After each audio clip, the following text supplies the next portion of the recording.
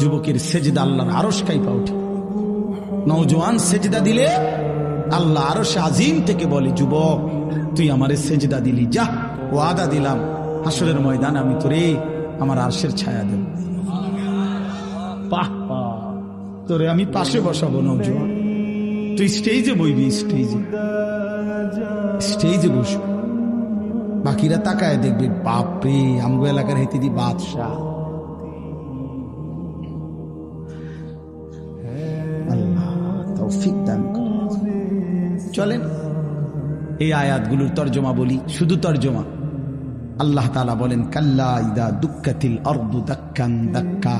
বান্দা শুনো, যত লাফালাফি ফালাফালি করো মনে রাখো তুমিও একদিন থাকবা না, পৃথিবীও একদিন থাকবে না।